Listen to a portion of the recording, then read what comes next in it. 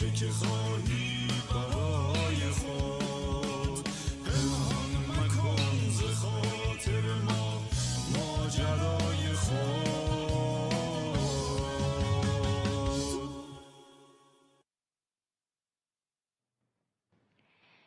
درود و سلام خدمت یکایک شما دوستان عزیز برنامه علامت سوال. بسیار خوشحال هستیم که با یک برنامه دیگه از شبکه 107 پارس با شما عزیزان هستیم، همراه با برنامه علامت سوال به صورت پخش زنده. امیدوارم که هر کجا که هستید حال دلاتون خوب باشه، در سلامتی و آرامش پای برنامه علامت سوال نشستید و در 90 دقیقه آینده با هم باشیم و در ارتباط با موضوعات مختلف صحبت داشته باشیم، گفت و شنود داشته باشیم و همچنین پاسخگوی سوالات شما عزیزان. همونطور که میدونید عزیزان، برنامه علامت سوال به صورت پخش زنده از شبکه 107 پارس ماهواره 11 در حال پخش هست. همچنین شما میتونید برنامه رو بر روی فیسبوک و اینستاگرام علامت سوال، فیسبوک و اینستاگرام 107 پارس هم همین الان به صورت پخش مستقیم تماشا کنید. همچنین میتونید بر روی یوتیوب 107 پارس هم برنامه رو به صورت پخش زنده تماشا کنید. اگر عضو کانال تلگرام علامت سوال باشید، همین الان لینکی در اونجا قرار داده شد. با کلیک کردن بر روی لینک میتونید مستقیما وارد یوتیوب 107 پارس بشید و برنامه رو به صورت پخش زنده تماشا کنید. از طریق همین راه ها میتونید با ما در تماس باشید، یعنی از طریق فیسبوک، اینستاگرام و همچنین یوتیوب میتونید پیغام هاتون رو به صورت نوشتاری از همین الان برای ما بفرستید. اگر سوالی دارید، نظری دارید و یا شهادتی دارید و یا اگر درخواست دعایی دارید، از این طریق برای ما بفرستید. به اضافه اینکه شماره تلفن داریم برای عزیزانی که تلفن هوشمند دارن و از طریق اپلیکیشن های واتساپ، وایبر و همچنین تلگرام میتونید برای ما پیغام های نوشتاری و همچنین صوتیتون رو بفرستید. شماره رو من برای شما عزیزان میخونم، اما به طور دائم برای گیرندتون هم خواهید داشت، پس یادداشت کنید، فراموش نکنید که از این طریق میتونید با ما در تماس باشید. از طریق شماره تلفن 2035 799 37 772 پیغام های نوشتاریتون رو همونطور که گفتم از طریق واتساپ، وایبر و همچنین تلگرام میتونید بر ما بفرستید. اما واتساپ داریم، شماره واتساپ به طور مخصوص برای عزیزانی که تماس تلفنی میخوان داشته باشن. پس این شماره با شماره واتساپ قبلی که خدمتتون گفتم که به صورت نوشتاری میتونید پیغام بفرستید فرق میکنه. این تلفن مخصوص عزیزانی هست که بعد از نیم ساعت اول برنامه میخوان تماس مستقیم به استودیو داشته باشن و سوالاتشون رو مطرح کنن.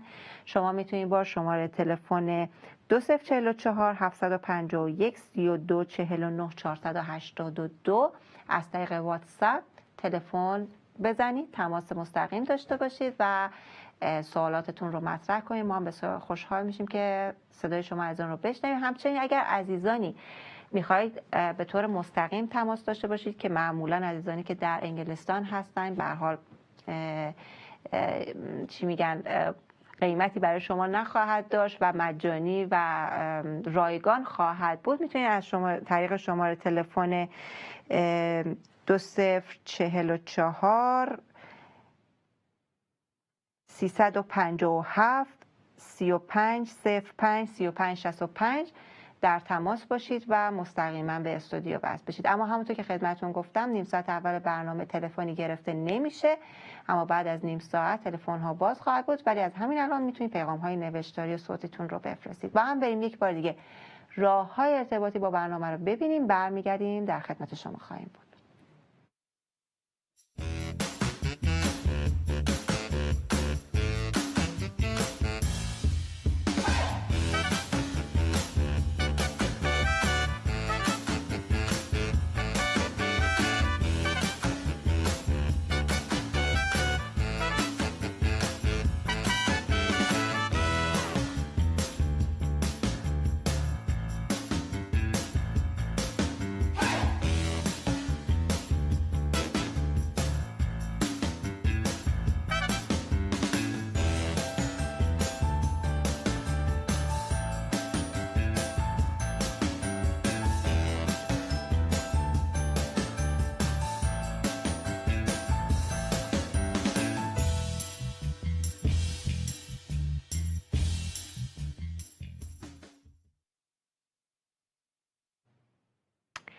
بله دوستان، یک بار دیگه راه‌های ارتباطی با برنامه رو دیدیم، اما مهمان داریم. چه مهمانی؟ بعد از مدت‌ها کشیش دکتر فریدون مخوف با ما هستند. بعد فریدون عزیز بسیار خوشحال هستیم که باز هم دعوت ما رو پذیرفتید، در برنامه حضور داریم و من مطمئن هستم که خیلی از دوستان بیننده خوشحال هستن که شما رو قرار هست امروز ببینن از طریق گیرنده و سوالاتشون رو با شما مطرح کنن. خوش اومدین. مرسی سالی جان. من به نوبه خودم به همه عزیزان در اونجا سلام عرض می کنم و همینطور افرادی که ما را از طریق گیرنده های خودشون می بینند. باعث خوشحالی منه، باعث افتخار منه که در حضورتون باشم، گرچه بسیاری از مواقع به خاطر سفرها که همین الانشم توی یکی از اونها هستم نمیتونم با شما باشم، ولی خب شما هم حق انتخابی به من نمیده که وقتی که میگی که فلان تاریخ باید باشی دیگه راه برای من بسته است. اینه که من واقعا سلام عرض من با خوشحالم. مرسی، ممنون. بعد از فریدون ما انقدر دوستان عزیز واقعا لطف دارن و انقدر پیشنهاد میدن، خیلی میگن، مخصوصا بعضی از معلمان، همه معلمان که عزیز هستن، اونهایی که کم پیداتر هستن دائما میگن چرا دعوتشون نمیکنی. بعد ما باید بگیم باور کنیم ما دعوت میکنیم، انقدر سرشون شلوغ هست که نمیتونن حالا هر ماه یا ماهی چند بار در برنامه ها حضور داشته باشن، ولی به هر حال ممنون هستیم که با همه مشغله کاری که هست به هر حال این دعوت رو میپذیرید و حضور دارید در برنامه. خواهش کنم. بعد فریدون، بله خواهش میکنم. ما در رومیان 13 میخونیم که هر کس باید تسلیم قدرت‌های حاکم باشد، زیرا هیچ قدرتی جز از سوی خدا نیست. قدرت‌هایی که وجود دارند از جانب خدا مقرر شدن. و خب در ادامه همونطور که داریم میخونیم به هر حال بحث و صحبت بر این هست که ما باید از حاکمان زمان پیروی کنیم و این سوالیه که همیشه پرسیده میشه. ما میدونیم که در دنیایی داریم زندگی میکنیم، نه حالا امروزه، حتی در گذشته هم مطمئناً زمانهایی بوده که حاکمانی بودن، زورگو بودن، ظالم بودن یا به نوعی حتی ضد بشریت بودن، فاسد بودن، ضد انسانیت و ضد مسیح بودن یا هستن و همیشه این سوال وجود داشته که آیا واقعا باید از حکام زمانه اطاعت کرد؟ میسپارم به شما، قرار هست ما امروز در رابطه با همین موضوع صحبت کنیم. سوال سختی پرسیدم. شما همیشه من بگید که کوتاه جواب بدم. میتونم کوتاه جواب بدم و برنامه تموم بشه بریم. نیم ساعت فرصت داریم بعد از فریدون راجع بهش صحبت کنیم. همه این سوالات رو نگر میداری فقط برای من، اینه که این صحیح نیست، ولی خب جواب کوتاهش اینه که البته که نه. ما در رابطه با این مطلب جالب اینه که فقط در رومیان 13 در این رابطه میخونیم و یکی از روش‌های درک درست کتاب مقدس این هست که مطلبی که ما در یک جای میخونیم باید ببینیم که بقیه کتاب مقدس در اون مورد چی دارن میگن. در اینجا خب پولس داره این نامه رو برای رومیان مینویسه و وقتی که آدم اینو میخونه انگاری که جوابش اینه که پس باید مطیع نیروهای برتر شد، مخصوصا وقتی که مسیح میگه این طرف صورتت اون طرف دم بیار. از فرد مسیحی یک فردی خیلی پسیو، یک فردی ارتجاعی، یک فردی که استخون نداره در مقابل زور بیسته، ظلم بیسته تصویر میشه، در حالی که کتاب مقدس یک چنین تصویری رو در مقابل ما قرار نمیده. خواهید من این قسمت رو باز کردم براتون بخونم چون لازمه که همه این متن رو براتون بخونم. میگه هر شخص مطیع قدرت‌های برتر بشود، زیرا که قدرتی جز از خدا نیست. اینجا رو داشته باشید. و آنهایی که هست از جانب خدا مرتب شده است. حتی هر که با قدرت مقاومت نماید مقاومت با ترتیب خدا نموده باشد و هر که مقاومت کند حکم بر خود آورد. زیرا از حاکمان عمل نیکو را خوفی نیست، بلکه عمل بد را. و اگر نیکوکار هستی، کار خوب میکنی، نباید از دولت یا حاکم بترسی، ولی اگر عمل بد میکنی باید از حاکم بترسی. در اینجا پولس داره نفس قدرت رو مطرح میکنه، نفس ترتیب رو داره مطرح میکنه. پس اگر میخوایی که از اون قدرت ترسان نیکو کن که از او تحسین خواهی یافت. اینجا رو باز دقت کنید. زیرا خادم خداست برای تو به نیکویی. خادم خداست برای تو به نیکویی. لیکن هرگاه بدی کنی بترس، چون که شمشیر را بی جهت بر نمی دارد، زیرا او خادم خداست و با غضب انتقام از بدکاران می کشد. بنابراین لازم است که مطیع او شوی، نه به خاطر غضب فقط، بلکه به خاطر وجدان خود نیست. زیرا اینجا هم باز دقت کنید که به این سبب خراج نیز می دهید، چون که خادمان خدا و مواظب در همین امر هستند. پس حق هر کس را به او ادا کنید. اینجا رو باز دقت کنید. حق هر کس را به او ادا کنید. خراج را به سزاوار خراج، جزیه را به سزاوار جزیه، ترس را به سزاوار ترس و عزت را به سزاوار عزت.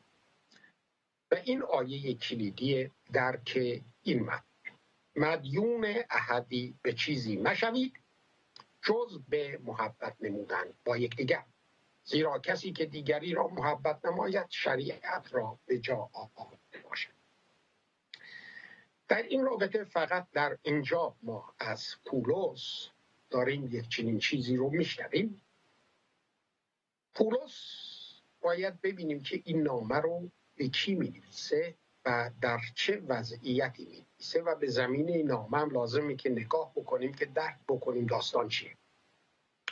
در زمانی که پولس داره اینو می‌نویسه، خب دولت روم، امپراتوری روم تمامی منطقه بزرگ رو گرفته، بر مصریان پیروز شده، اتیوپی رو تحت قدرت خودش در آورده، یونانی ها رو شکست داده، پارس ها رو شکست داده و خیلی ممالک دیگر رو، و یک چیزی نزدیک 100 میلیون آدم در امپراتوری روم دارن زندگی میکنن و در اون موقع بیش از 100 حتی ملیت داشت در امپراتوری روم زندگی میکرد. ولی یادمون باشه که با اینکه این همه ملت در امپراتوری روم بودن، ولی فقط قسمت الیت، قسمت برگزیده، سرشناس رومی میتونستن رأی بدن، بقیه حق رأی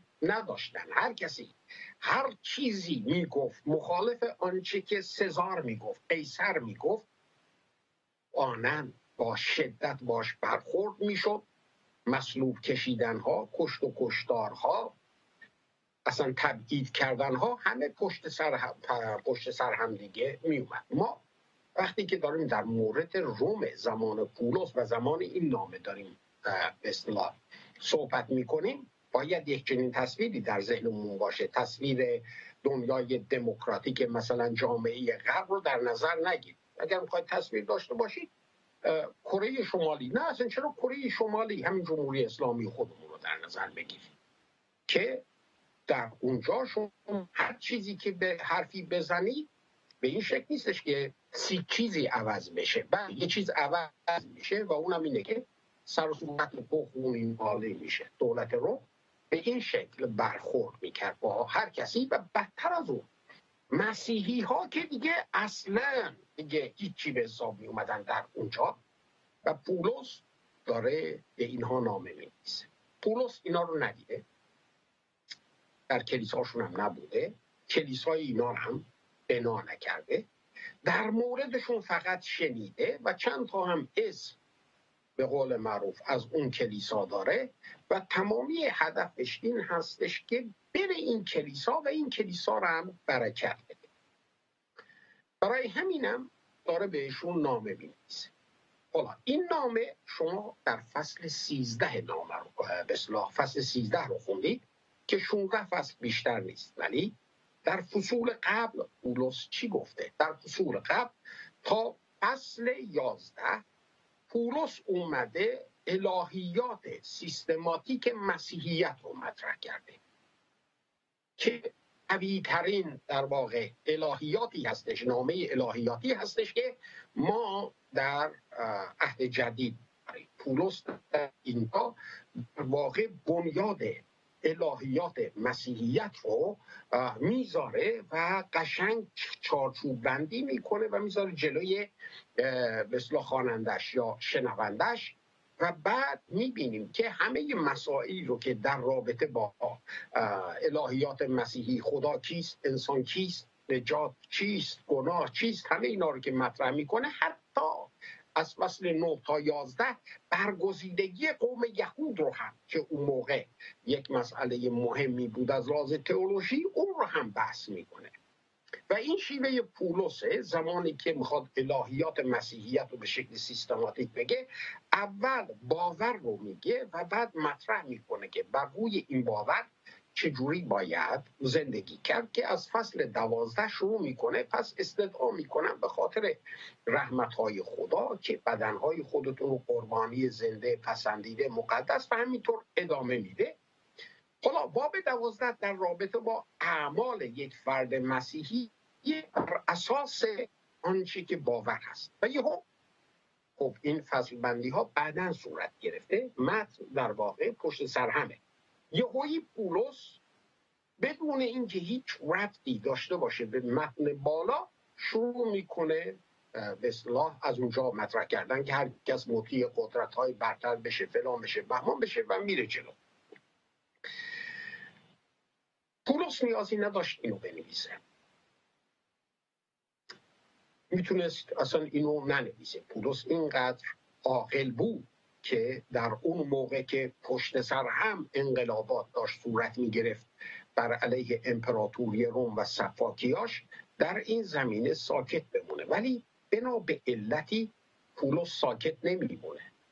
پولس آدم پپه‌ای هم نیست، فردی هستش که الهیات عهد عتیق رو کامل بلده و وقتی که ما به عهد عتیق نگاه میکنیم میبینیم که این حرفی که پولس داره میزنه با هیچ جای عهد عتیق جور در نمیاد. ما وقتی که به عهد عتیق نگاه میکنیم میبینیم که اسرائیلی ها در مصر در بردگی هستند و میبینیم که خدا به چه شکل داره در مقابل فرعون می ایسته تا به اونجا که فرزندان ارشد رو قتل عام میکنه. جنگ با مصر میبینیم که از جانب خدا اوکی شده هستش، ایستادگی در مقابل ظلم فرعون ها اوکی شده هستش. میبینیم که مرد خدا موسی میاد در حضور فرعون قرار میگیره چهره به چهره و بسیار عالی و مستقیم مطرح میکنه که قوم منو رها کن و الا کن فیکون میشه به این شکل. بعد میایم جلوتر عهد عتیق رو میبینیم اغلب پیغمبران، اغلب مردان خدا، زنان خدا در مقابل سیستم حاکم ایستادن، در مقابل ظلم ایستادن. دوره داوران رو نگاه کن که برای اینکه ظلم حاکم از بین بره خدا داوران بلند میکنه و داوران رو قدرت میده که برن اینا رو دوباره از بین ببرن و همینطور بیا جلو. و یا افرادی مثل شدرک، میشک، عبدنغو دستور دارن از جانب پادشاه که هر وقت صدای شیپور در اومد اینا زانو بزنن و شروع بکنن به پرستش کردن نبوکدنصر. نمی کنن. دانیال به خاطر همین ایستادگیش در مقابل نظام به چاه شیرها انداخته میشه و همینطور بیا اغلب پیغمبرها رو، حتی اونا رو ول کن. یحیای تعمید دهنده به خاطر ایستادگی در مقابل هیرودیس سرش میره از تنش جدا میشه. خود عیسی مسیح رو ببین، عیسی مسیح دائم در مقابل شورا که شورای سنهدرین که قدرت حاکم بود دائم در مقابلشون میستاد. اونها رو ای افعی زادگان، در واقع ای نسل شیطان، ای کسانی که از شیطان و شیطان زاده شده اید. دیگه این بزرگترین توهین به چی میگن این افراد مذهبی بود. یا حتی وقتی که میگن هیرودیس میخواد تو رو بکشه، میگه برید به اون روباه بگید که من دیروز امروز کار خواهم کرد و روز سوم قیام خواهم. یعنی ترتیب تو داده است، برید به اون روباه بگید. پولس همه اینا رو میدونه و میدونه که خدای کتاب مقدس خدایی نیستش که در مقابل ظلم ساکت بشینه و هیچ کاری نکنه. چرا پولس یهویی در اینجا شروع میکنه یک چنین حرفی رو زدن؟ خب خیلی اومدن در این زمینه تفسیرهای مختلف کرد. خواهش میکنم اگه اجازه بدین یک تنفس خیلی کوتاه داشته باشیم، برمیگردیم و در ارتباط با موضوع بیشتر صحبت میکنیم.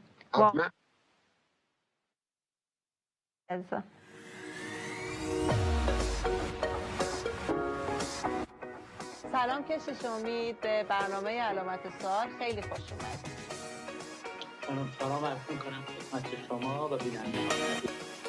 سلام سعدی جان، چقدر خوشحالم دوباره می‌بینمتون. خیلی خوشحالم باز با شما یه برنامه دیگه اجرا می‌کنم. خدمت شما و همکاران شما و همینطور بینندگان عزیز ممنونم که من هم به نوبه خودم خدمت شما و بینندگان سلام عرض می‌کنم.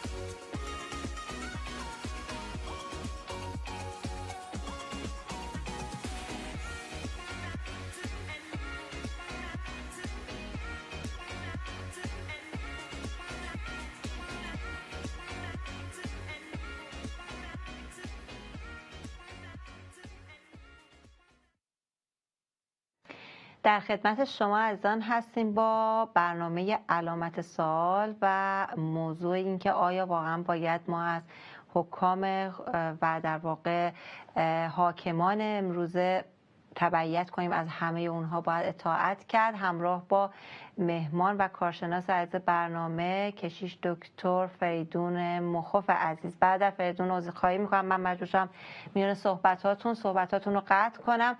و در ادامه داشتید میگفتین که چرا حالا پولس این صحبت رو داشت در رابطه با رومیان 13. میگفتم که پولس این رو میدونه. اتفاقا در رابطه با اینکه سیاست و کتاب مقدس چه رابطه‌ای با هم دیگه دارن، یک کتابی رو دارم می‌نویسم که تموم بالاخره خواهد شد امیدوارم، و درش کتاب به کتاب رفتم جلو، کتاب‌های عهد عتیق و عهد جدید، و اونجا مشخص می‌کنم که چطور هر کدوم از این کتاب‌ها آن معیارها و ارزش‌هایی رو که در علم سیاست مطرح میشه و علم سیاست اونها رو دنبال میکنه، از ایستادگی در مقابل ظلم بگیر تا بردهداری، تا چی میگن استثمار، بهره کشی فرد از فرد، عدالت اجتماعی، همه اینها رو اونجا میبینیم که در کتاب مقدس همه اینها اونجا مطرحه. کتاب مقدس کتابی هستش که خداوند الهام کرده برای اینکه روابط انسان‌ها رو با هم جوری نظم بده. بنابراین نمیتونه کتاب مقدس کتاب سیاسی نباشه. برای همینم پولس همه اینها رو میدونه و پولس در اینجا یهویی به قول خارجی آتا بلو، انگاری که وسط آسمون باز میشه، طلب این متن میفته در اونجا. اول اون چیزهایی رو که به قول معروف و محققین دیگه مطرح میکنن در این زمینه بهتون میگم، ولی بعداً اجازه میخوام که نظر و درک خودم رو هم در این زمینه خدمتتون بگم که باور من بر اینه که این نظر من درست‌تر هست، چون احساس میکنم که اون چیزهای توضیحاتی که در این زمینه داده میشه زیاد گویان نیست برای اینکه جای دیگری نیستش که بخواد این متن رو تایید و تصدیق بکنه. ادعی مطرح میکنن، میگن خود این متن داره مطرح میکنه. منم گفتم اینجا رو دقت کنید، اون جایی رو که دقت کرده بودم. پولس داره دو پهلو صحبت میکنه اینجا. حالا بذارید که اصلا نظر خودم رو هم قاطی کنم با نظر دیگران که زیاد چیز نشه و به اصطلاح خودمحوری نشه. پولس این کلیسا رو ندیده و الان هم جفا وجود داره. یه لحظه تصور کنید اگر این نامه بیفته به دست مثلا KGB رومی ها، به دست سازمان امنیت رومی ها، اون موقع اگر پولس یک حرفی میزد که برخلاف دولت روم بود که اون موقع از این حرفا زیاد بود، فردی که یک چنین نامه‌ای رو دریافت کرده بود چه بلایی سرش می اومد؟ فرض کنید که من یه نامه الان بنویسم به مسئول یکی از کلیساهای خانگی در ایران و در اونجا مطرح بکنم که خداوند چطور بر علیه ظلم فلانه و طرف حساب در اونجا طوری وانمود بشه که برخلاف نظامه و اگر اون نامه به دست نظام بیفته چه پیامدی برای اون فرد خواهد داشت. پولس اینو میدونه. شما اگر کتاب مکاشفه رو نگاه بکنید در اون موقع هم یوحنا مجبوره از تمثیل‌هایی استفاده کنه که در عهد عتیق هستش و فقط فردی که کتاب مقدس رو بلده میتونه بفهمه که داستان چیه. بنابراین پولس در اینجا داره یک نامه‌ای رو می‌نویسه که اگه دست فردی بیفته در نگاه اول این نامه خونسایی هر شخص مطیع قدرت‌های برتر بشه. آنن یعنی ما باید از دولت روم اطاعت کنیم زیرا که قدرتی جز از خدا نیست. پس سزار رو هم خدا قرار داده و آنهایی هم که از جانب خدا مرتب شده است.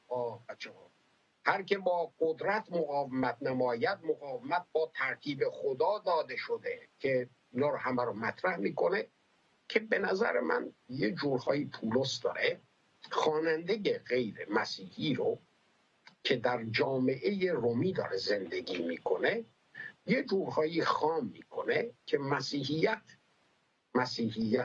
انقلابی نیست، ولی در عین حال داره جوری مینویسه که اونهایی که نامه رو گرفتن در دستشون متوجهن که پولس داره چی میگه. زیرا خادم خداست برای تو اگر نیکویی میکنی، ولی اگر بد میکنی تربیت است. آیا سوال اینجاست این حکومت مقامات مطیع قدرت‌های برتر که گفته میشه خادم خداست؟ این اولین تعریفی که ما باید بهش جواب بدیم.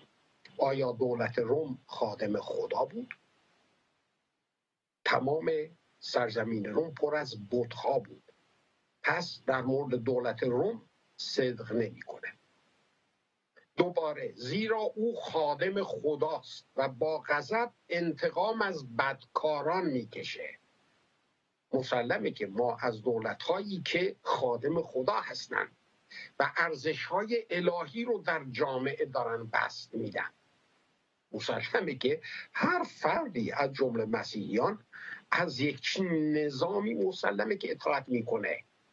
اگر دولتی هستش که از بدکاران، از شریران، از اونهایی که آدمکش هستند، دزد هستند، با اونها برخورد شدید میکنه، البته که یک چنین دولتی ارزش‌های بالا رو داره نگه می‌داره و منطقی هست، نه فقط برای مسیحیان، برای هر فرد از جامعه که از یک چنین دولتی واقعا اطاعت بکنه. میگه بنابراین لازم است مطیع او شوی، نه به خاطر غضب فقط، بلکه به خاطر وجدان خود نیست، به خاطر ترست نه، به خاطر اینکه تو رو بگیره بکشه نه، بلکه چون دولت خوبی هست، چون قدرت درستی هستش، تو اگر بر علیه یک چنین فردی بخوای انقلاب کنی، بخوای باهاش در بیفتی، اون وقت وجدان تو به تو چی خواهد گفت برای فردی که داره با بدی مبارزه میکنه؟ سوال: آیا صحبتی که داریم میکنیم در مورد مطیع قدرت‌های برتر، آیا اون قدرتی که در ذهن ما هست این شرایط رو داره یا نداره؟ بعد پولس اینجا خیلی جالبه، باز زرنگی میکنه و میگه پس حق هر کس رو بهش ادا کنید، حقش رو بذارید کف دستش. خراج رو بدید به سزاوار خراج.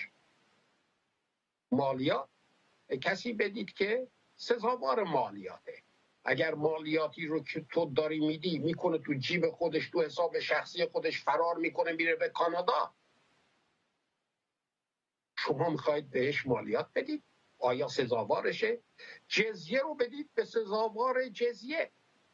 این دوتا خراج و جزیه رو داره مطرح میکنه برای اینکه اون موقع از ملت‌هایی که اینها شکستشون داده بودند و عضو یعنی غیر رومی بودند، از اینها خراج و جزیه میگرفتن. میگه ترس رو بدید به سزاوار ترس، عزت رو بدید به سزاوار عزت. خب اینها همش شرایط ایجاد میکنه برای مطیعهای قدرت‌های برتر که ما وقتی که صحبت میکنیم قدرت برتر داریم در مورد کی صحبت میکنیم. و پولس تیر خلاص رو بدید: مدیون احدی به چیزی مشوید جز به محبت نمودن. پولس حالا مطرح داره میکنه با این حرفاش که گفته. پولس در ذهنش اینه: تو مقاومت به وجود میاری، تو می ایستی در مقابل ظلم. چرا؟ برای اینکه خراج رو باید به سزاوار خراج بدی.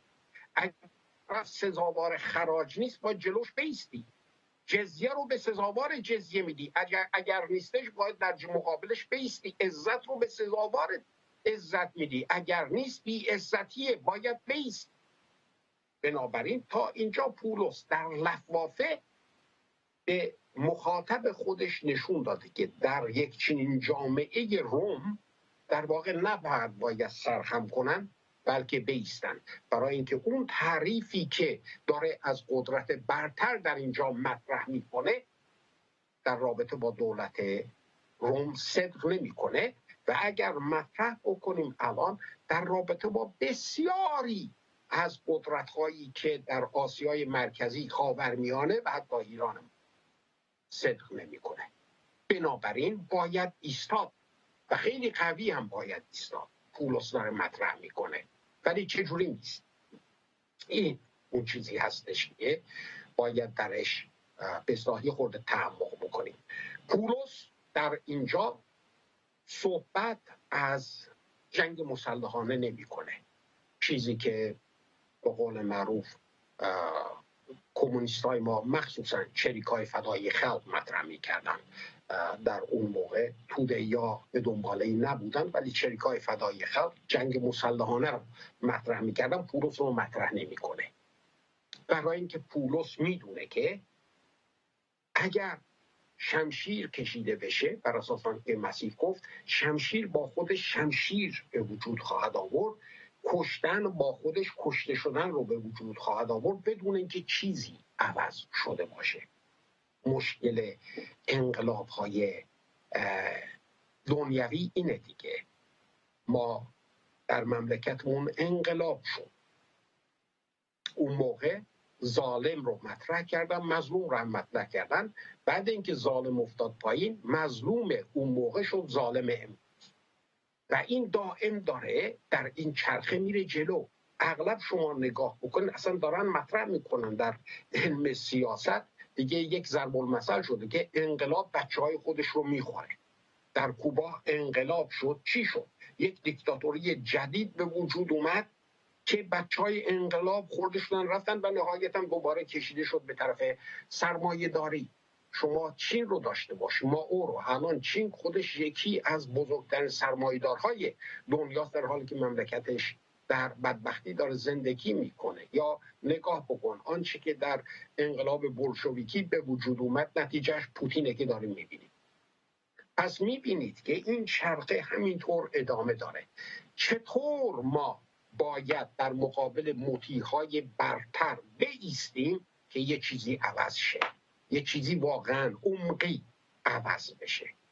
پولس داره میگه که هر کسی که نفرت بکاره نفرت رو هم درو خواهد کرد. میگه شما باید وقتی که میستید انگیزه خودتون رو نگاه بکنید که از چه منبع، منشأ، زاویه در مقابل فرد میستید. چرا؟ برای اینکه شما لازم هستش که در مقابل نظام بایستید، نه در مقابل افراد. افراد آنهایی هستند که مسیح جان خودش رو در راهشون داد.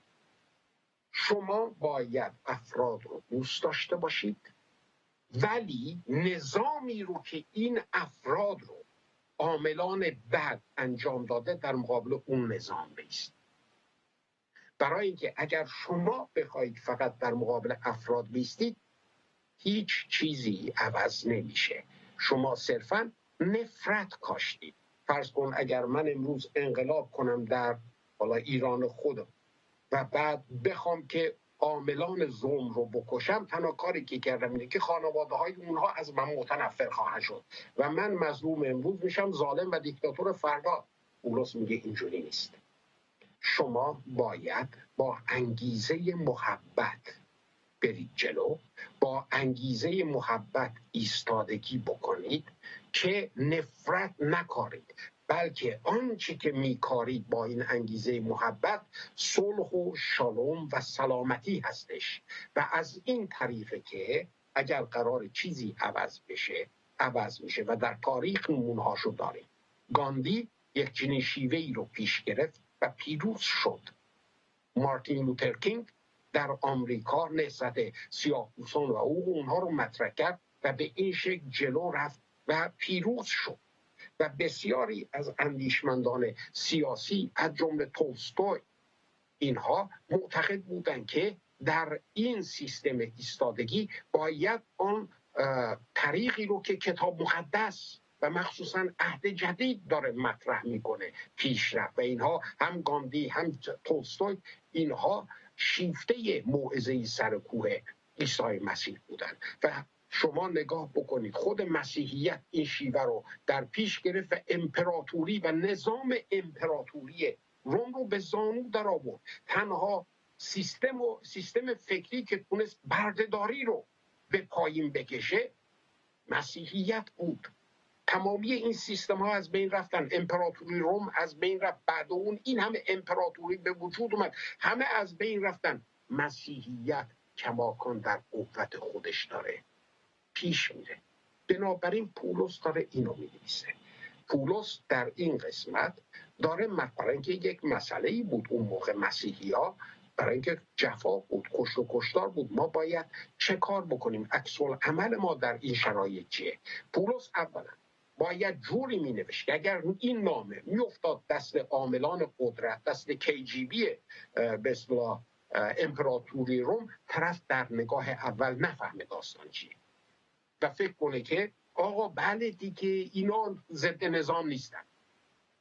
ولی پولس در لابلای نامش جوری که خوانندش بفهمه داشت بهش مطرح میکرد که آن انقلابی که باید انجام بده، آن مقاومتی که ایستادگی بر علیه ظلم یا مطیع برتر رو که از جانب خدا نیست، چجوری باید اونو فرموله بکنه که بتونه چیزی رو از بنیاد عوض بکنه.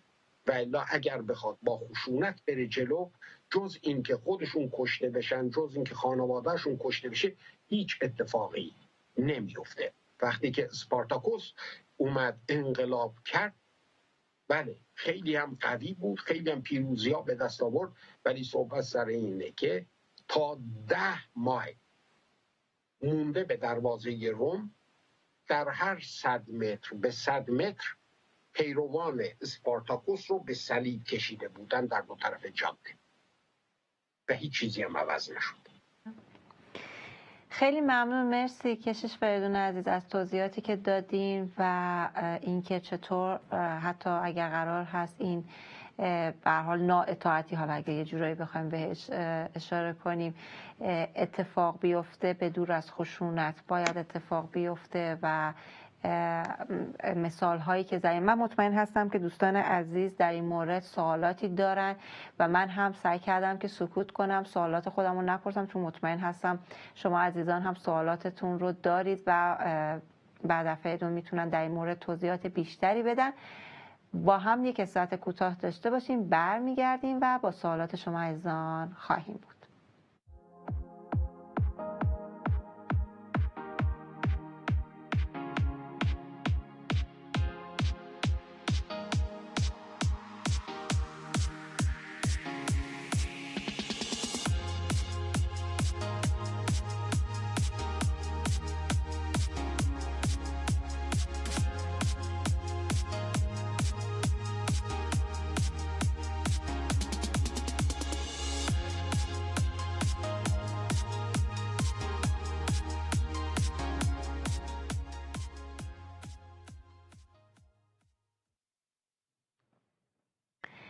دوستان عزیز، در خدمت شما هستیم در ادامه برنامه علامت سوال. اگر تازه به ما پیوستید خوش آمد میگم بهتون. ما در نیم ساعت اول برنامه همراه با کشیش دکتر فریدون مخوف عزیز در ارتباط با اینکه آیا باید از حاکمان حتی زورگو، آیا از همه حاکمان امروز و در واقع کسانی که دارن حکمرانی میکنن اطاعت کرد و در این مورد بحث داشتیم، گفتگو داشتیم و کشیش فریدون عزیز هم بسیار عالی توضیح دادن در این مورد. اما پیشنهاد میکنم شما عزیزان اگر در این مورد همچنان سوالی دارید، اگر به هر دلیلی متقاعد نشدید، سوالاتتون رو برای ما بفرستید. همچنین اگر در ارتباط با هر موضوع دیگه سوالی دارید، صحبتی دارید، با ما در میون بگذارید. همچنین درخواست‌های دعاتون رو بفرستید. در آخر برنامه برای دوستانی که درخواست‌هاشون رو فرستادن در دعا خواهیم بود. تلفن برنامه هم از همین الان باز هست. اگر میخواین مستقیما زنگ بزنید، چه از طریق واتساپ چه از طریق تلفنی که اعلام شد و بر روی گیرنده‌تون میبینید، خوشحال میشیم از شما عزیزان بشنویم. یک راه دیگه هست برای در واقع تماس شما دوستان.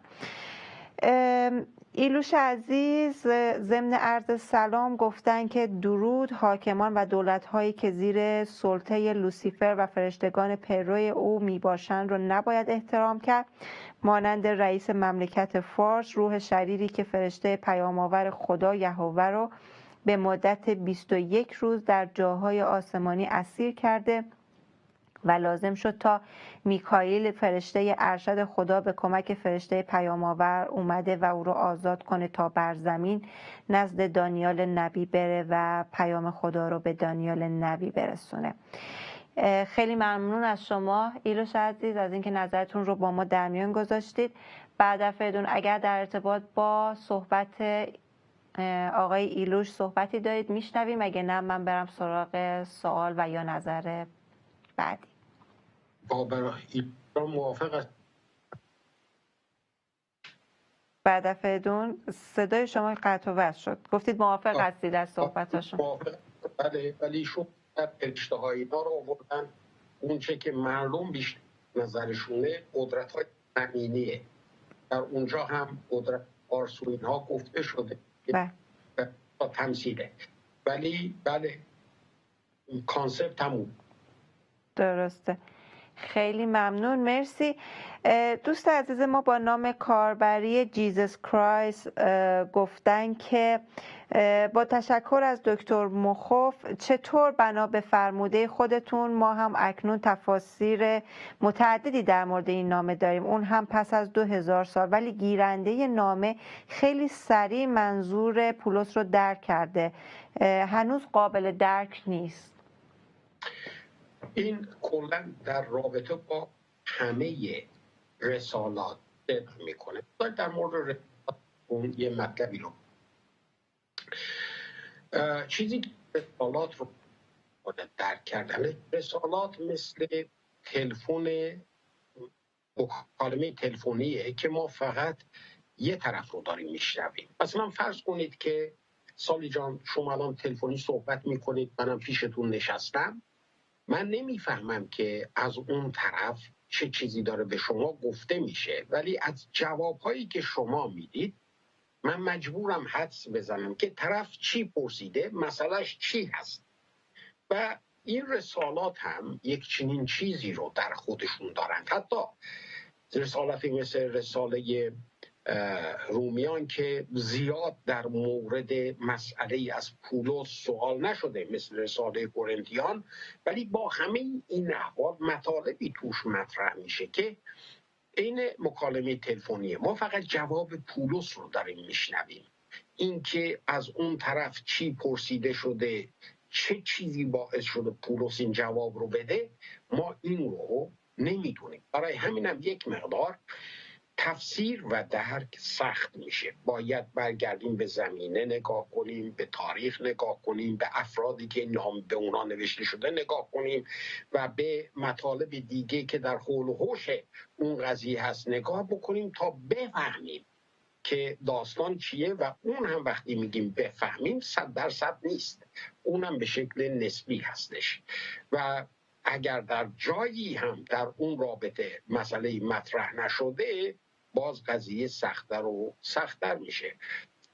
اینه که اینو باید در نظر داشته باشید. اگر شما میخواهید مطالبی رو در رسالات متوجه بشید، جایگاه رسالات یک چنین جایگاهی هست، مکالمه یک طرفه‌ای که ما فقط یک طرف رو داریم میشنویم و بر اساس شنیده هامون داریم صورت قضیه رو داریم در واقع مطرح میکنیم که چی بوده.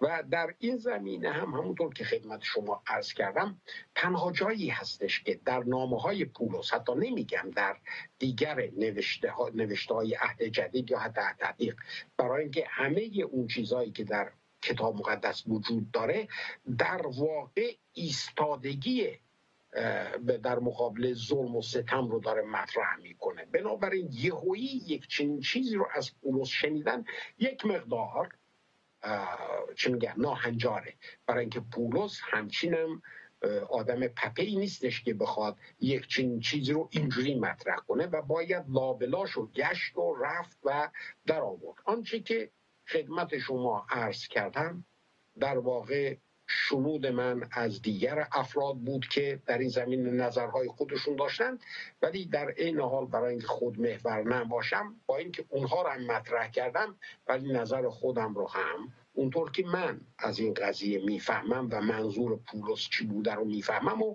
در این زمینه مطرح میکنم. برای اینکه خود پولس خودش نمونه خیلی عالی هست.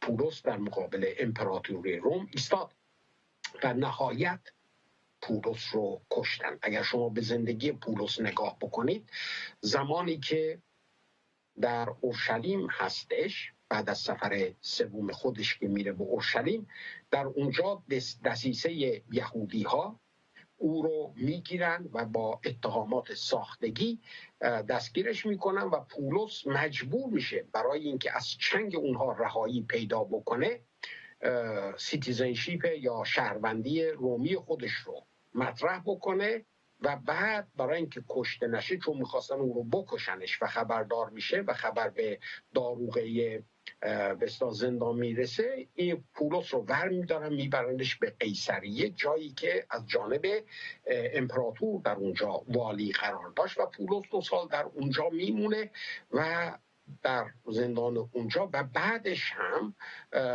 نمیخواد که توسط یهودی ها چیز بشه، محاکمه بشه و مطرح میکنه که اینها صرفا بر اساس قصد و غرض دارن منو محاکمه میکنن و علت اینکه نمیخوان به اصطلاح منو به اصطلاح دارن محاکمه کنن برای اینکه منم همون خدای رو میپرستم که اینا میپرستن. منتها میگم که آقا جان میدونید که مرده ها باید زنده بشن و وقتی زنده بشن داوریه.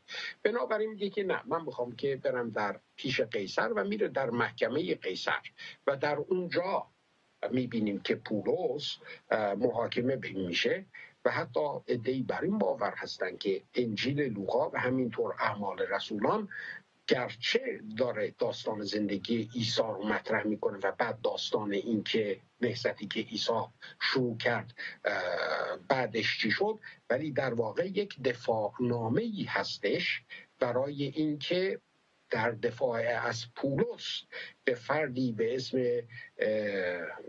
تئوفیلوس عزیز، فردی خدا دوست که احتمالاً رئیس دادگاهی بود که پولس قرار مطرح بشه، به دست او داده میشه که نشون بده که نهضتی که مسیح شروع کرد و نهضتی که ادامه داشت بعد از اون، از آن نوع نهضت‌هایی نیستش که بخواد دولت روم بر علیهش شمشیر بکشه و بخواد افراد رو بکشه. و اتفاقا یه عده معتقد هستن که پولس از اون زندان آزاد میشه ولی بعد باز دستگیر میشه که آخر نامش که دوم تیموتائوس هست درش نوشته میشه و بعد اون هستش که به دست امپراتوری روم پولس کشته میشه. اینه که خود پولس مظهر و نمونه ایستادگی در مقابل نظامی هستش که جون مردم رو به لبش آورده و خودش هم نهایت توسط همین نظام اعدام میشه. بنابراین باور کردنی نیستش که پولس یه حرفی رو بزنه که آقا جا مطیع قدرت برتر بشید، این قدرت برتر رو خدا گذاشته، بنابراین بر این تاله‌ای که روی پیشونیتون هست بچسبید و اینا. این وصله ها دیگه به پولس نمیخوره. اگر به پولس نمیخوره و اگر پولس تئولوژی کتاب مقدس رو بلد هست، پس باید به دنبال جواب دیگه باشیم و اینجاست که باید لا بلای سطور رو بخونیم، خودمون رو بذاریم در جای اون خواننده قرن اولی که این نامه به دستش میرسه در اون جامعه و ببینیم که او چی میفهمیده از فردی به اسم پولس. احتمالاً در این رابطه از پولس سوالی چیزی شده بوده. پولس یعنی یه ذهنیت قبلی داشته که داره اینجوری به اینها نامه می نویسه. بنابراین بیشتر بخونیم، بیشتر تحقیق کنیم و نمیگم که لزوما من حرف درست رو میزنم، ولی تفکرات من اینجوریه. که دادین بعد فردون و خب همونطوری که صحبت شد متاسفانه از این آیه خب خیلی برداشت ها میشه، مخصوصا این که مسیحیان باید پسیو باشن، باید از حاکمانشون اطاعت کنن، حالا هر گونه ظلم و ستمی که میشه هیچ کاری انجام ندن، خودشون رو وارد سیاست نکنن، خودشون رو وارد خیلی از مسائل مشکلات به هر حال سیاسی و اجتماعی که هست نکنن و همیشه بحث بوده راجع به این مسائل. اما خدا رو شکر که امروزه اطلاع رسانی بهتر شده، افکار تغییر کرده، بیشتر راجع به این مسائل صحبت میشه، باز میشه. البته که هنوز افرادی هستن که این اعتقادات رو دارن، این باورها رو دارن، اما به هر حال حداقل ما میدونیم که از همین شبکه ما برنامه‌هایی داشتیم، صحبت شده و بیشتر این آیات باز شده. ولی خب همونطور که اشاره شد اگر بخوایم فقط به یک آیه بچسبیم، یک آیه رو بخونیم و مطالعات بیشتری نداشته باشیم و یا بیشتر کمک نگیریم، میتونه مطمئنا سوء تفاهماتی رو ایجاد بکنه. خیلی ممنون کشیش فریدون عزیز و تک تک شما عزیزان. آقای احمد تشکر کردن از برنامه، همچنین شهاب عزیز، مری عزیز. مثل اینکه دوستان گفتن که در فیسبوک اگه اشتباه نکنم یه مقدار کانکشن خوب نیست و ویدیو به صورت خوب پخش نمیشه. دوستان عزیز ما حتما در قسمت تکنیکال چک میکنن که این مشکل برطرف بشه و همچنین شما هم میتونید از طریق یوتیوب هم برنامه رو تماشا کنید. اما من فکر کنم قبل از اینکه بریم سوال بعد رو بپرسیم، بریم با هم یک موزیک ویدیو ببینیم، بشنویم، برمیگردیم با شما خواهیم بود.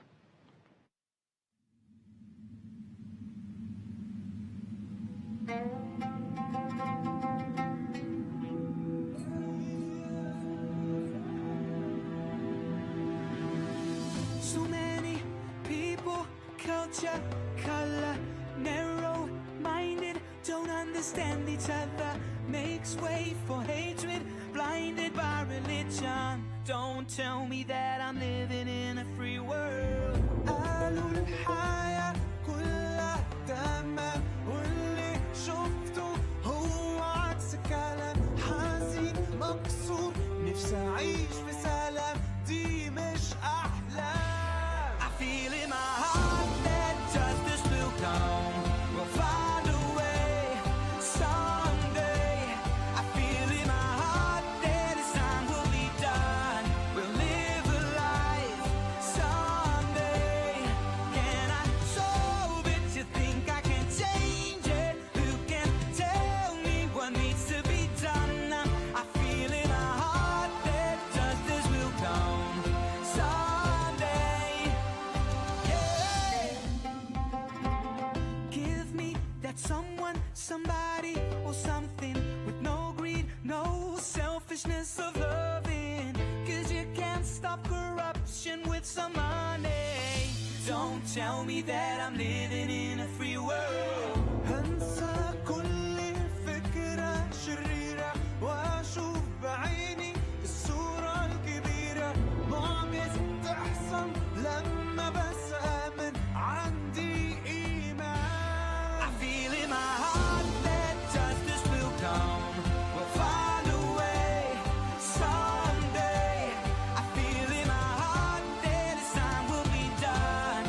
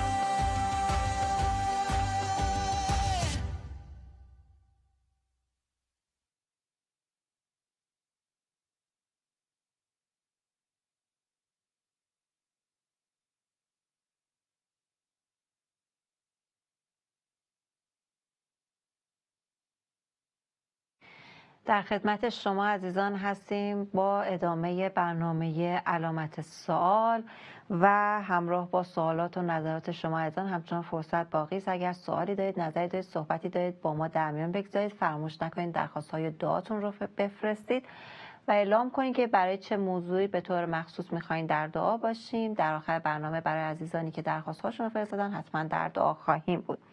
تشکر میکنم از مری عزیز، فاطمه عزیز، لیلای عزیز، همچنین معصومه عزیز و آقای حسن. ممنون از پیغام هاتون و این عزیزان تشکر کردن از برنامه. ما هم تشکر میکنیم از شما که بیننده برنامه هستید و ما رو همراهی میکنید.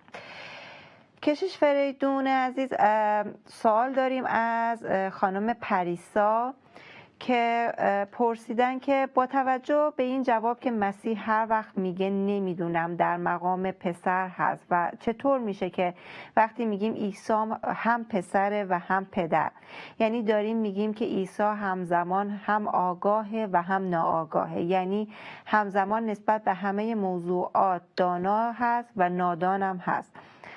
به نظرم اصلا منطقی نمیاد. چطور میشه کسی چیزی رو ندونه همزمان که اون رو میدونه؟ مگر اینکه دروغکی بگه نمیدونم.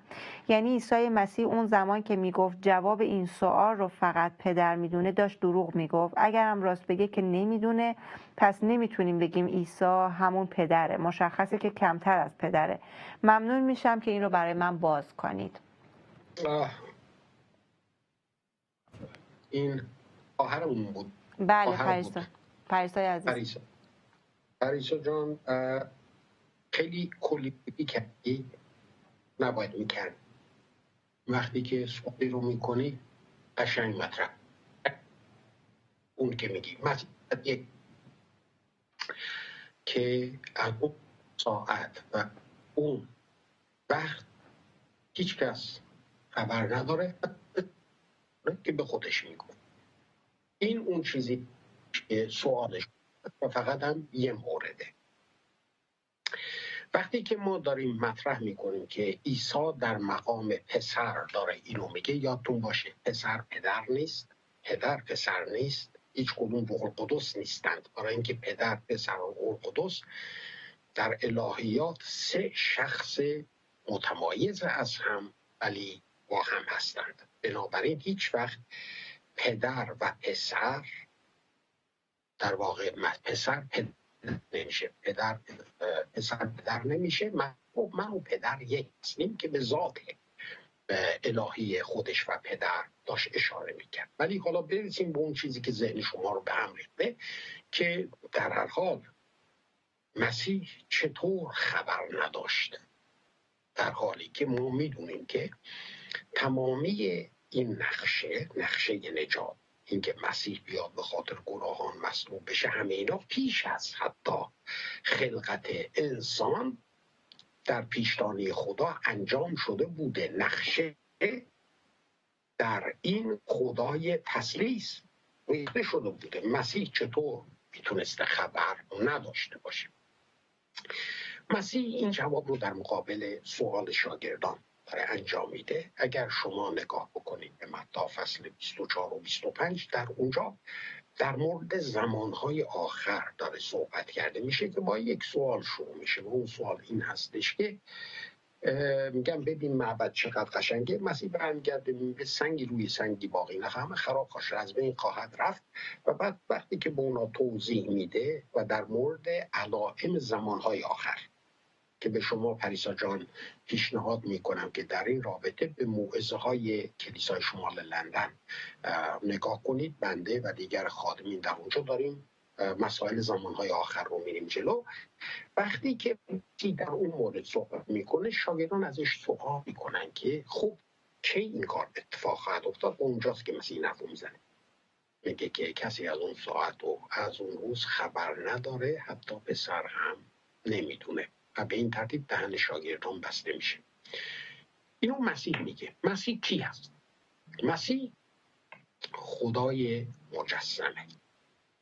مسیح روح در مریم باکره، خدای مجسم. در علم الهیات بهش میگن تجسم، اینکارنیشن. زمانی که مسیح در جسم در روی زمین بود، هم بشر به شکل کامل بود و هم خدا به شکل کامل بود. یعنی دو ماهیت در یک وجود. ما هیچ وقت نمیتونیم اینو بفهمیم که به چه شکله، برای اینکه هیچ وقت در تجربه انسانی ما صورت نگرفته. ولی مسیح زمانی که در روی زمین بود، هم بشر به شکل کامل بود و هم خدا به شکل کامل بود. و این رو ما در زندگی عیسی هر دوتا ماهیت رو میبینیم. مثل انسان گرسنه میشد، خسته میشد، به اصطلاح عصبانی میشد، زوارشگر میرفت، به قول معروف از خستگی خوابش میبرد. ولی در عین حال مثل خدا از قلب ها خبر داشت، قدرت الهی داشت، خلق میکرد. چشم رو در چشم کور مادرزاد که کور مثلا چشم نداشت و میبینیم خلق میکنه. میبینیم که مسیح در هر دو بعد بشریش و الهیش داره انجام عمل میکنه. ولی یک چیز رو باید دقت کنید و اون اینه که آنطور که برمیاد از آنچه که در کلام در عهد جدید میبینیم، مسیح سویچ این کار در دست خودش بود که کی در بعد انسانی عمل کنه، کی در بعد و ماهیت الهیش عمل کنه و کی در هیچ کدوم اینها عمل نکنه، بلکه اجازه بده که روح القدس در او عمل کنه. برای همین هم هستش که اون کارهایی رو که در بعد انسانی میبینیم مسیح انجام میده در کلام میخونیم، اونهایی هم که در بعد الهی انجام میده میبینیم که از قلب فریسیان خبر داشتیم. برای چی این چیزای چاخان رو در قلبتون راه میدید؟ افکار مردم رو میتونست بخونه و بعد در بسیاری از مواقع میبینیم با حرفش، با کلامش مردم شفا پیدا میکنن و در بسیاری از مواقع میگه که مسیح به قدرت روح القدس داشت این کار انجام میداد. تمامی اینها هست، ولی انگار کلید در دست خود عیسی مسیح و در این واقعه به خصوص مسیح تصمیم میگیره که در بعد انسانیش عمل کنه و در بعد انسانی بده. البته که کسی در بعد انسانی از اون روز و اون ساعت خبر نداشت. مسیح ترجیح میده که در جواب به این سوال کلید بعد انسانی خودش رو بزنه و در بعد انسانی به این سوال جواب میده و جواب هم میده. چرا این کار رو میکنه؟ برای اینکه شاگردان سوالیه منظورشون از این سوال اگر زمان دقیقش رو میدونستند، اون موقع ول میکردن و میستادن تا دقیقه آخر گول بزنن، در حالی که تمامی این حرفایی که مسیح در مورد زمانهای آخر میزد برای این بود که مؤمنین به مسیح، شاگردان اون موقع و شاگردان الان، بدونن که این مسیح برخواهد گشت، ولی بازگشتش مثل دزد در شب خواهد بود. این نخواهد بود که بدونیم که کی میاد که برای اون روز و اون ساعت خودمون رو آماده کنیم. انگاری که مهمون دعوت کردیم که پس فردا بیاد ساعت 6 خونه‌مون، پس ساعت 3 بعد از ظهر بلند میشیم خونه رو تمیز بکنیم. در واقع در اون متی 24 و 25 3 تا مثل وجود داره که هر دوتای اونا صحبت از ارباب میکنه که به خانه در زمانی که خادمینش انتظار ندارن و نمیدونن کی برخواهد گشت اصلاح برمیگرده. حتی اون مسئله 10 باکره هم که در اونجا داریم، 5 تا باکره ها نمیدونستن، طول کشته بود بازگشتش. تمامی حرفای مسیح در این که زمانهای آخر رو برای شاگردان علائمش رو بگه، برای اونا برای ما، برای اینه که بیدار باشیم، آگاه باشیم، دانستن این مطلب که بالاخره مسیح برخواهد گشت و ما باید برای بازگشتش آماده باشیم، باید در زندگی الان ما تأثیر بذاره. اینطوری بهتون بگم، اگر همین الان من به شما عزیزان، به همتون که اونجا نشستید، بهتون بگم که من علم غیب دارم و به من نبوت شده که مسیح 5 دقیقه دیگه برخواهد گشت، شما چیکار خواهید کرد؟ اگه در مورد قانون اون که تا حالا اعتراف نکردم یادم میاد همه رو خدا بدار اون افرادی که باشون قهر و فلان آقا منو ببخش خواهش میکنم. چرا؟ برای اینکه میخوام آماده باشم، خودمو آماده بکنم برای این. وقتی که یه مهمون سر زده میگه 5 دقیقه دیگه داره میاد، ما چیکار میکنیم؟ صحبت سر اینه. دانستن این که آقای ما برخواهد گشت لازم هستش که زندگی هر روز من رو روش تاثیر بذاره. اگر مسیح یه تاریخ مشخصی رو تصمیم میگرفت بگه که خبر داشت، برای اینکه این همه علائم رو داره مطرح کرده، خبر نمیداد چطور این علائم رو داره میگه؟ خبر داشت، ولی برای اینکه شاگردان در خواب نرن بگن حالا اومدنش دیر میکشه فلان میشه بهمان میشه مطرح میشه که ناجور شد. بنابراین سویچ میکنه به بعد بشری و در بعد بشریش به اونها جواب میده که در عین حال حرف نادرستی هم نزده باشه و در عین حال منظورش کاملا فهمیده بشه که علت این که این نشانه ها رو بهتون میگم برای اینه که خودتون رو برای بازگشت من آماده نگه دارید.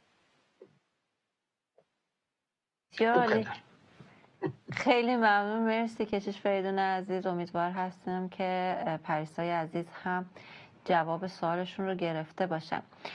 سوال داریم از آقای فرزاد که پرسیدن درباره الهیات رهایی بخش، اگر بتونین توضیح بدین. باریکالله.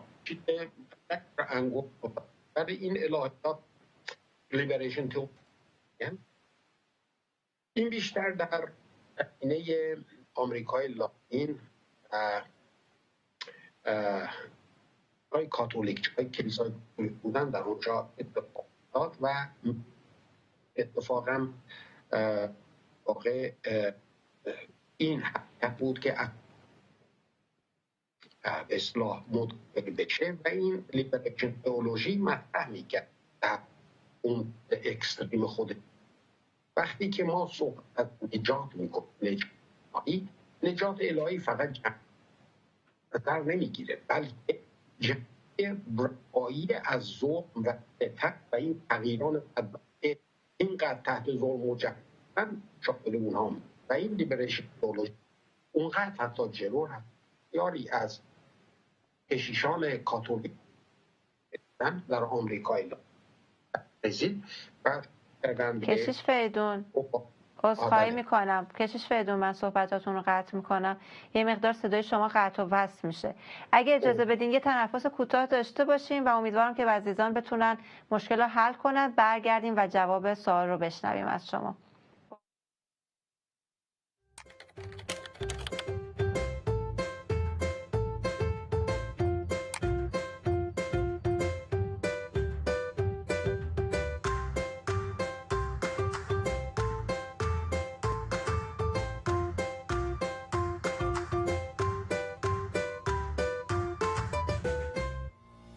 سدسون پیشگام در نوآوری با افتخار از پلتفرم جدید خود با نام سدسون پلاس رونمایی می‌کند. پلتفرمی به روز و رایگان شامل تمامی کانال‌های سدسون به زبان‌های مختلف، امکان پخش مستقیم از طریق اینترنت و قابلیت تماشا و یا دانلود برنامه‌های منتخب همراه با بخش پادکست و آرشیو فایل‌های صوتی، ساخت و ذخیره سازی پروفایل های متعدد همراه با تنظیمات شخصی بدون محدودیت، همچنین قابلیت کنترل و مدیریت کودکان بر تماشای برنامه ها توسط والدین. پلتفرمی بروز برای رساندن مژده و خبر خوش انجیل در هر زمان و هر مکان. سدسون پلاس برای فردایی روشن‌تر.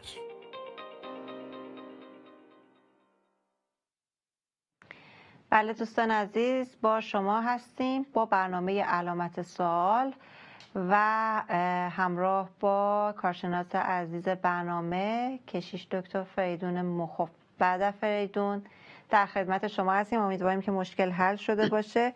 من یک بار دیگه سوال رو با اجازهتون میخونم که عزیزان هم به یاد بیارن که آقای فرزاد پرسیدن در ارتباط با الهیات رهایی بخش که خواستن از شما اگر بتونید یه مقدار توضیح بدید ممنون میشم.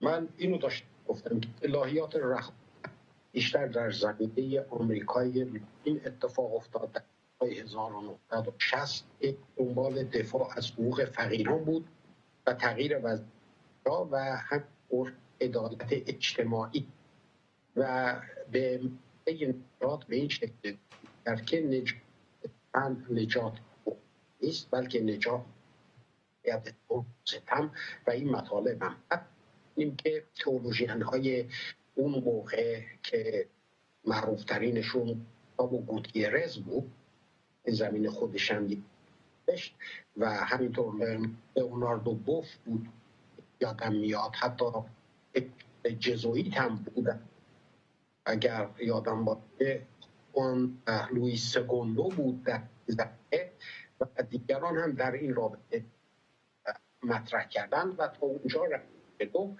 که اسلحه بدن مبارزه کردن عدالت اجتماعی میذاشت و خیلی کنه و خیلی اون موقع انگار که مسیحیت ارتفاعی که دائم میگفت که آقا وضعیت رو تدید که خون تازه‌ای اومد خیلی از جوان‌ها رو خودش کشید و این خب مسلمه مثل هر چیزی که جدید به میاد شعله ور میشه یواش فروکش کرد و ولی کایلاتین واقعا حقوقات در زمینه و مدل های دیگری این مورد به وجود آورد. مثلا ما در سالهای 1080 ما میبینیم که بلک تئولوژی اون لیبرشن تئولوژی بود. بلک تئولوژی که از لیبرشن تئولوژی یک مایه گرفته بود، بعد تئولوژی به وجود اومد و بعد الان که در حاضر پالستینیان لیبرشن تئولوژی به وجود اومد در واقع داد مطرح میکنه که اینها مخالف ملت اسرائیل و دارن مطرح میکنه که در واقع اون ساکنان و اساسی مسیح و به اصطلاح کتاب مقدس ما بودیم، بنابراین حق ماست اسرائیل رو بعد آوردن اینجا و اینها شروع کردن پالستینیان لیبرشن تئولوژی رو به وجود آورد. پس می‌بینیم که در اون تفکر هنوز این مطلب ادامه داره، ولی موج اول رو لیبرشن تئولوژی در آمریکای لاتین به وجود آورد به رهبری تئولوژین های گوستاو گوتیرز و یکی ازشون اسم بردن براتون بهش خلاص میتونم، ولی گوستاو گوتیرز یک کتاب خیلی به همین اسم خوبی هست. اگر جان به زبان انگلیسی دارم پیشنهاد رو مطالعه کنم. بله خیلی ممنون کشیش فریدون. متاسفانه همچنان صدای شما قطع و وصل میشه و من فکر میکنم که لازم باشه یک بار در واقع اسکایپ رو قطع کنیم و دوباره شما رو داشته باشیم. عذرخواهی میکنم از بابت مشکل فنی که پیش اومده. اما عزیزان میخوام باز هم تشکر کنم از شما که با ما در تماس هستید و صحبت هاتون رو و پیغام هاتون رو با ما در میون میگذارید و همچنین باز هم خدمتتون بگم اگر درخواست دعا دارید حتما بفرستید. همچنان فرصت باقی هست. در آخر برنامه برای عزیزانی که درخواست های دعاشون رو فرستادن در دعا خواهیم بود. اگر برادر فریدون وصل شدم، خب برادر فریدون امیدوارم که مشکل حل شده باشه. اگه اجازه بدین سوال نازی عزیز رو من بخونم. ضمن عرض سلام و تشکر کردن، گفتن که خیلی پاسخهاتون باعث رشد و بنای ایشون میشه. گفتن که در کلام فرموده هر کس به من ایمان بیاره اهل خانوادهش نجات خواهد یافت. چطور در موضع پربرکت شما عزیزانم که در مورد روبوده شدن کلیسا شنیدم، گفته میشه که در زمان روبوده شدن زن و شوهر هر کدام که ایماندار هستن روبوده میشه، ولی دیگری به دلیل بی ایمانی نه. پس چطور اهل خانواده رو نجات میده؟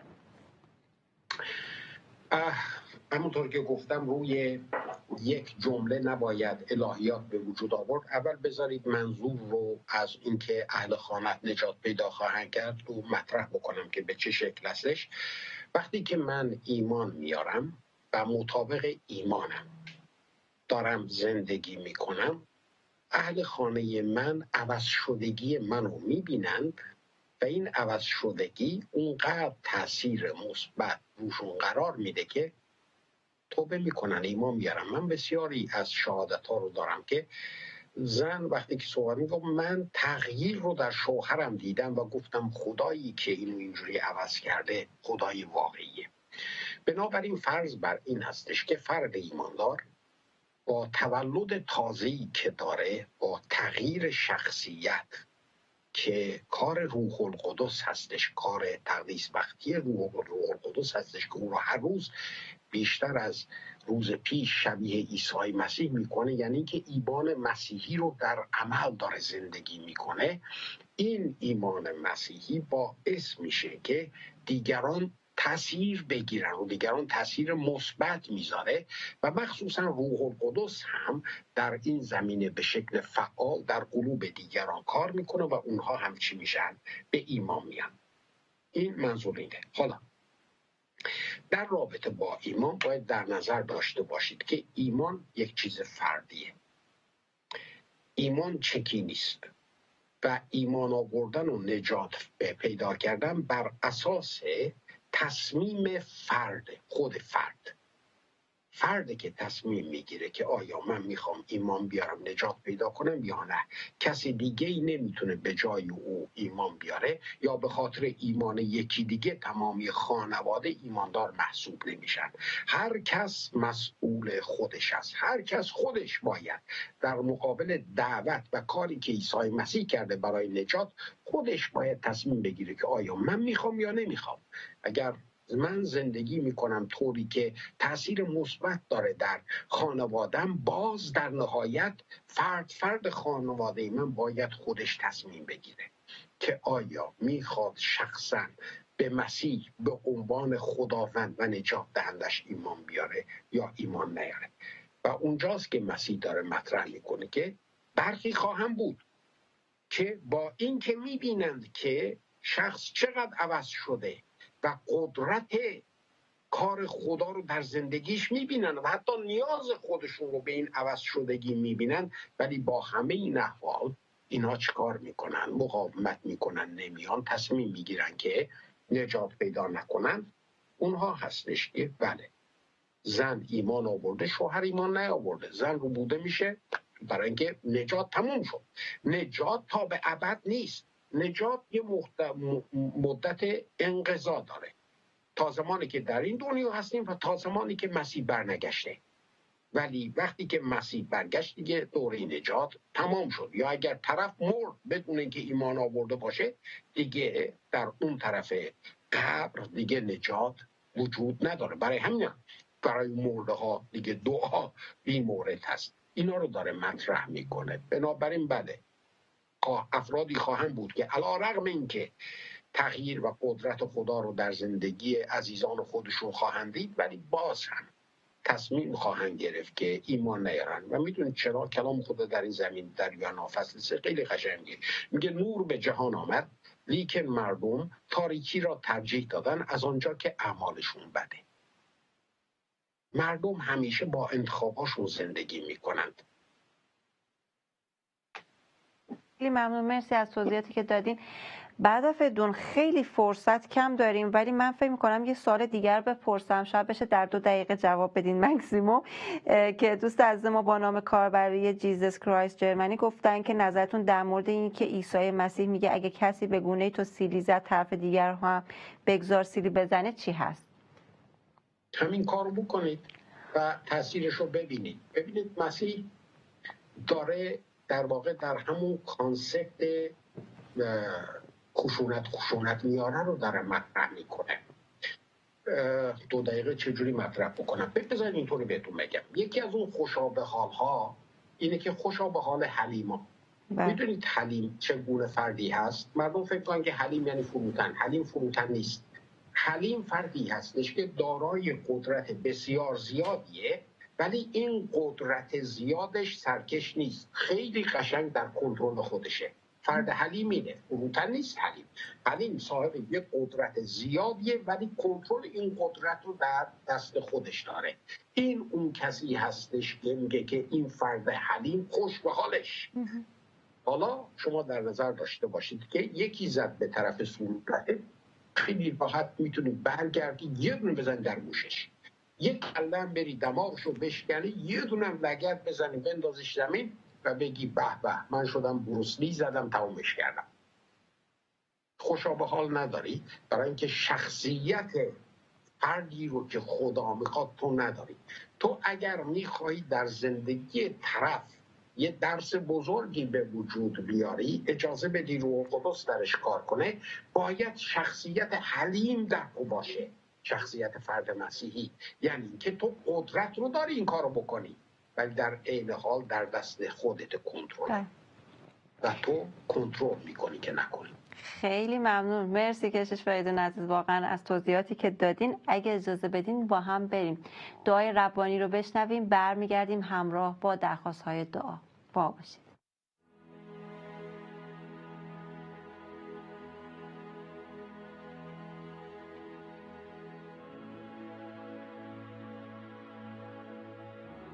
ای پدر ما که در آسمانی، نام تو مقدس باد، پادشاهی تو بیاید، اراده تو چنان که در آسمان انجام می شود بر زمین نیز به انجام رسد.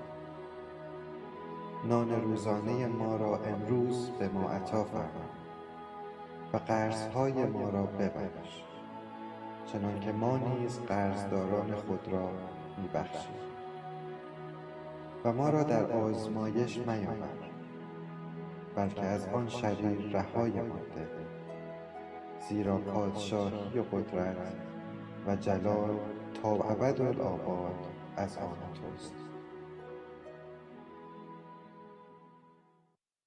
امین. عزیزان از شما دعوت میکنم که با هم متحدن برای دوستانی که درخواست‌هاشون رو فرستادن در دعا باشیم. بعد از فریدون عزیز من اسامی رو میخونم و درخواست‌ها رو. لیلا خواستن برای شفای چشمشون و سرشون در دعا باشیم و اینکه جواب ام‌آرآیشون که قرار هست بیاد که در نام مسیح سالم باشن. دعا برای شکوه که متاسفانه در کما هست و دکترها قطع امید کردن. ماهرخ عزیز برای اوکراین و برای 3 نفر مسیحی که در ایران دستگیر شدن خواستن در دعا باشیم. آقای بهروز خواستن برای یک زوج یا همدم مسیحی براشون در دعا باشیم و همچنین برای همه مسیحیان مجرد. آقای مهدی هم خواستن برای فروش خانه محمود و برکات مالی خودشون در دعا باشیم. شکیلای عزیز خواستن برای شایسته در دعا باشیم که متاسفانه سرطان دارن، 1 بار درمان شدن اما دوباره مریضی برگشته و ایشون پسر 1 ساله دارن، خواستن حتما براشون در دعا باشیم. و همچنین سهیلای عزیز خواستن برای رابطه سالم و ازدواج فرزندانشون هادی و پریسا در دعا باشیم. اگر بعد از فریدون برای این دوستان در 2 دقیقه در دعا باشین خیلی ممنون میشم. خواهش میکنم. ببخشید که اتاق من تاریک شد.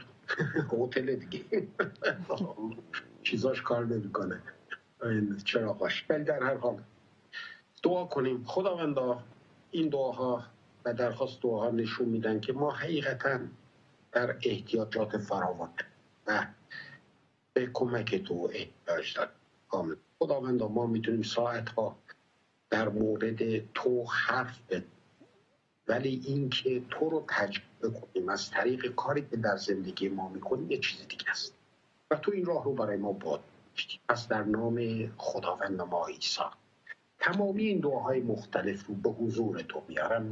بله من خواهش میکنم در عیسی تو احتیاجات این عزیزان رو این عزیزان عطا بفرما و در عین حال فرصتی به وجود بیار که از طریق این اجابت دعاها خداوندا تو رو به شکل واقعی تجربه کنن.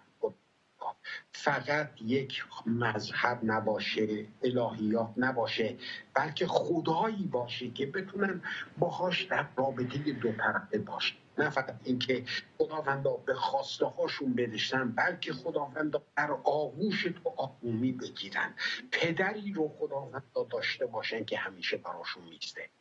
در نام عیسی مسیح دعا میکنم تو ای خداوند این عزیزان رو جمع بدهی به نام خداوند.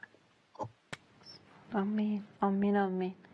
خیلی ممنونم کشیش فریدون عزیز از حضورتون در برنامه. بازم واقعا تشکر میکنیم که با همه مشغله‌های کاری اما موفق شدیم در برنامه حضور داشتیم و امیدوار هستیم که در برنامه آینده هم باز با شما باشیم.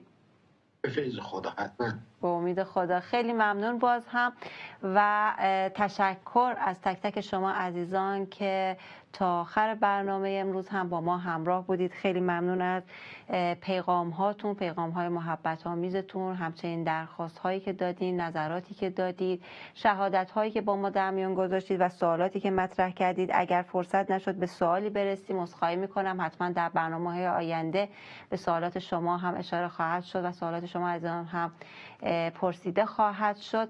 اما تکرار برنامه امروز رو میتونید روز پنجشنبه ساعت 3 بامداد و همچنین شنبه 10 صبح به وقت ایران تماشا کنید.